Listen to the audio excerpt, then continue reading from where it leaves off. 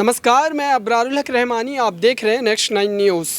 देश में जिस तरीके से राष्ट्रपति चुनाव को लेकर के गहमा गहमी छाई हुई थी, उस पर अब विराम लग गया और देश की 15वीं राष्ट्रपति के तौर पर द्रौपदी मुर्मू जो है वो अपनी कुर्सी को संभालने जा रही हैं। कल 25 जुलाई को उनका शपथ ग्रहण है। इसी ख़ास मुद्दे पर आज हम बहस करेंगे और जानने की कोशिश करेंगे इसको विस्तार से कि द्रौपदी मुर्मू की जीत में जो अहम रोल रहा वो किस बात का रहा और विपक्ष किस तरीके से पस्त हो गया और विपक्ष के अंदर क्या कमी रह गई कि उनके उम्मीदवार यशवंत सिन्हा एक बेहतरीन उम्मीदवार होने के बावजूद इस चुनाव में अपनी जीत को हासिल नहीं कर पाए। आज इसी ख़ास मुद्दे पर बात करने के लिए हमारे साथ मौजूद है आसिफ सर। उनसे जानने की कोशिश करेंगे और उसकी बारीकी को समझने की कोशिश करेंगे कि राष्ट्रपति चुनाव में ऐसी क्या गलती हो गई या भारतीय जनता पार्टी या एनडीए के लिए ऐसी क्या रणनीति रही कि उनको द्रौपदी मुर्मू को जिताने के लिए इतनी खासी मेहनत भी नहीं करनी पड़ी और तमाम जो विपक्ष के बड़े बड़े नेताओं के अगर नाम भी ले लूँ मैं तो उनका भी समर्थन एक तरीके से द्रौपदी मुर्मू के साथ रहा, तो कहीं ना कहीं विपक्ष के लिए एक झटका था।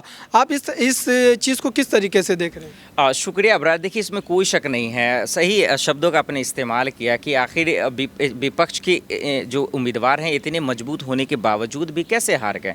देखिए, जहाँ तक मुझे लगता है इसकी हार की सबसे जो पहली वजह है एक कि एनडीए ने ऐसे उम्मीदवार को उतारा जिससे जो है इमोशनल जो है लोग टच हो गए, उस सिंपैथी जो है बटोरने में वो कामयाब रहीं।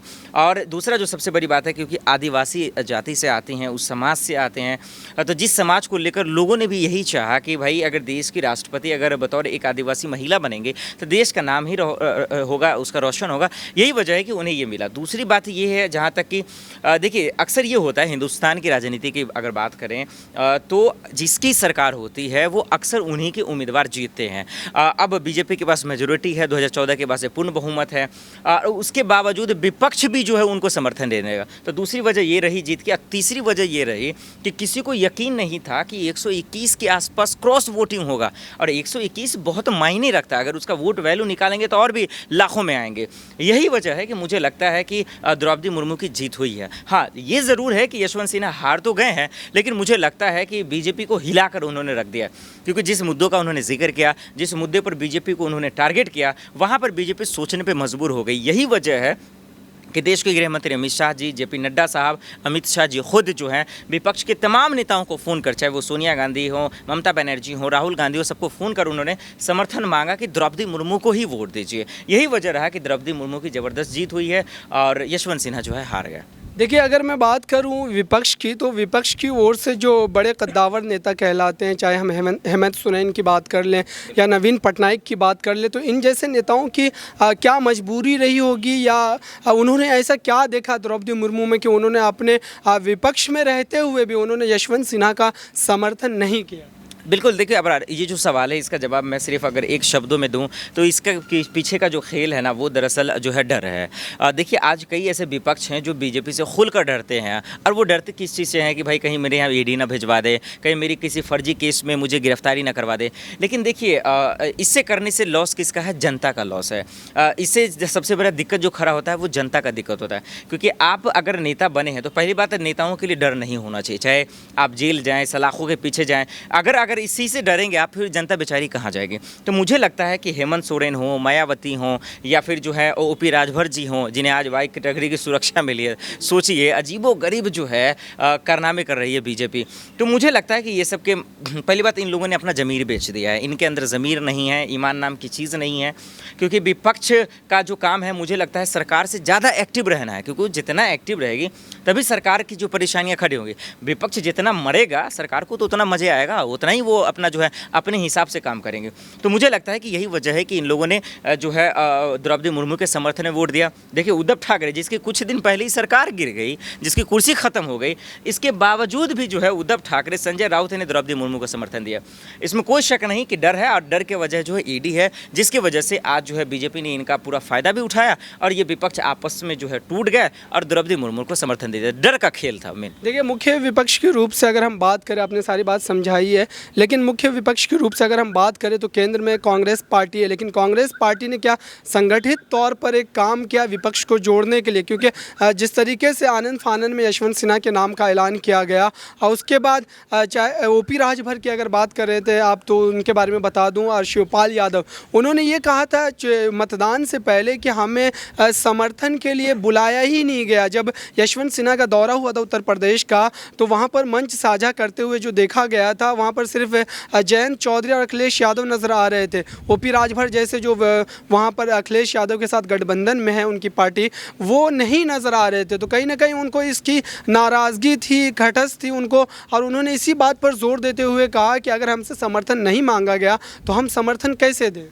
अबरार, इस सवाल का जवाब मैं यहाँ से शुरू करूँगा। पहली बात तो जो अपने होते हैं उसमें नाराज़गियाँ होती हैं, लेकिन जो है दुश्मनी नहीं होता है, एक बात। और दूसरी बात, जो अपने होते हैं ना, अपनापन का शोर नहीं मचाते हैं। हमने देखा, आपने अच्छी बात कही कि विपक्ष में सबसे बड़ी बात जो है वो तो कांग्रेस है, सोनिया गांधी उनकी अध्यक्ष हैं। देखिए, पहले जो है जैसे कि सबको पता है, मैंने शुरुआत में इसीलिए कहा कि ज़्यादातर चाहे कांग्रेस की सरकार हो या बीजेपी की, हमेशा राष्ट्रपति चुनाव में उन्हीं के उम्मीदवार जीतते हैं जिसकी सरकार रहती है। उसके बाद हम सब ने देखा कि किस तरीके से जो है इसके बावजूद शरद पवार, फारूक अब्दुल्ला, तमाम लोगों को ममता बनर्जी कोशिश करती रही, मीटिंग करते रही, लेकिन ये लोग बैकफुट पे आ गए कि भाई हमसे ना होगा, हम तो ना जीत पाएंगे। लेकिन मैं यहाँ पे दाद देना चाहूँगा और सलाम ठोकता हूँ मैं यशवंत सिन्हा की। इन्होंने, मालूम था इसको कि मैं हारूंगा, लेकिन इसके बावजूद उन्होंने मुकाबला किया, उन्होंने टक्कर दिया। और देखिए 240 के आसपास उन्होंने सीटें लाई हैं, कम बड़ी बात नहीं है, वोट लाई हैं, तो बहुत अच्छी बात है। लेकिन यहाँ पे आपने ओपी राजभर का जब जिक्र कर दिया है तो यही ओपी राजभर साहब हैं, यही मायावती हैं जो विधानसभा चुनाव में यूपी में ये बीजेपी को गाली देते हैं, ये मोदी जी को गाली देते हैं, ये अमित शाह जी को गाली देते हैं, और आज जो है उन्हीं के गुण गा रहे हैं। विपक्ष ने ठीक कहा था कि दरअसल ये मायावती लोग जो हैं ये विपक्ष बीजेपी के बी टीम का काम कर रही हैं, और वो उन्होंने साबित कर दिया है। विपक्ष को जहां पर एकजुट होने की ज़रूरत है, आप टूट गए और आप बहाने बना रहे हैं, झूठ मूठ का अपना ठिकरा फोड़ने के लिए दूसरे पे जो है आप आरोप लगा रहे हैं। ये पूरी तरह से गलत है, जो नहीं होना चाहिए था। सिर्फ और सिर्फ डर के मारे, मैंने कहा ना, इसीलिए मैंने कहा कि डर के मारे कि मुझे गिरफ्तार ना हो जाए, मेरे पे ईडी का शिकंजा ना जाए, इस वजह से उन्होंने द्रौपदी मुर्मू का। देखिए, आखिरी मेरा सवाल रहेगा आपसे यही कि अगर भारतीय जनता पार्टी की रणनीति की अगर हम बात करें तो भारतीय जनता पार्टी ने अभी जो हमारे वर्तमान में राष्ट्रपति रामनाथ कोविंद, आज उनका कार्यकाल, कल उनका कार्यकाल ख़त्म हो रहा है, तो वो एक दलित समाज से आते हैं, और अगर बात करें द्रौपदी मुर्मू की तो आदिवासी समाज से आती है। तो कहीं ना कहीं क्या एक रणनीति के तहत काम किया जा रहा है, और दलित और आदिवासी समाज के वोट को साधने की जो एक कोशिश भारतीय जनता पार्टी के द्वारा वो की जा रही है इस राष्ट्रपति पद को लेकर। बिल्कुल बिल्कुल अबरार, देखिए इस विदम आप सही कह रहे हैं, और मैं छोटा सही जवाब देना चाहूँगा। आपने देखिए ना, रामनाथ कोविंद तो यूपी से आते हैं, यूपी में एक लड़की को बलात्कार किया जाता है उनके साथ, हाथरस में रातों रात जला दिया दलित सब उसको। कहाँ दलित आगे बढ़ा भाई? आज भी वहाँ के ठाकुर साहब लोग दलित के लड़कों के तलवे चटवाते हैं, तो आज भी छुआछूत की राजनीति तो है ही है। सिर्फ और सिर्फ देखिए, ये राजनीति रोटियां सेकने के लिए ऐसा किया गया, और इसी वजह से उन्होंने जो है आज कामयाब हुए और फतेह प्राप्त किया है। तो ये थी ख़ास पेशकश आप लोगों के लिए। इस सर ने सारी बातों का जो जवाब है बेहतरीन तरीके से दिया है राष्ट्रपति चुनाव को लेकर के, और जब 25 तारीख को उनके शपथ ग्रहण का जो समारोह है वो आयोजित किया जाएगा। फ़िलहाल के लिए देखते रहिए नेक्स्ट 9 न्यूज़ को। मुझे दीजिए इजाज़त, धन्यवाद।